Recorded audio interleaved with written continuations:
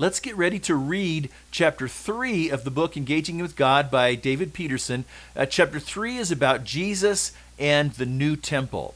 And so it's good as you start this to think back and review a little bit about the role of the temple, the things we read in chapter 1, how the temple mediates God's presence and it's a symbol of God's rule over Israel, and how it resolves this tension between God's holiness on one hand and God's desire to be present among his people. So how can a holy God be present among sinful people? The temple or the tabernacle was the answer to that question.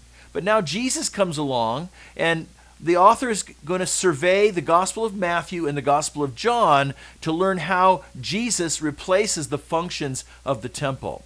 And so Matthew talks about how Jesus becomes the presence of God for us, that he's called God with us, Emmanuel, and especially the implications of what it means that Jesus is the Son of God, how he represents God's royal authority now. Instead of the temple representing God's presence and God's authority, that becomes known to us through the person of Jesus. And so Matthew talks about how Jesus is the recipient of worship, going back to the same word group that we talked about in chapter 2.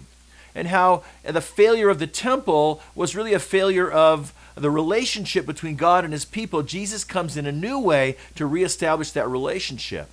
And then in John's gospel, he talks specifically about the incarnation of Jesus, how Jesus becomes flesh and dwells among us as a way of becoming present in a way that transcends what God's presence in the tabernacle was all about. And so Jesus is the replacement of everything that the temple meant, all of its function, all of its mediation of a relationship with God. That's now fulfilled even better in the person of Jesus.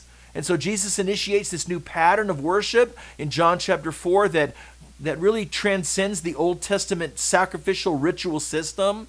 And Jesus fulfills the meaning of all of Israel's festivals, and all the things we read about in chapter 1 now begin to take shape in a completely new way in Jesus. Now, as you read this, I think you're going to be amazed at Jesus. I was amazed in a fresh way and just warmed in my heart about who Jesus is, what he really does, and his amazing function in God's redemptive history. And so I pray that you'll read this with a worshipful heart. Read this with a heart to honor Jesus. It'll be amazing as you see new layers and new depths of who Jesus is and what he's done.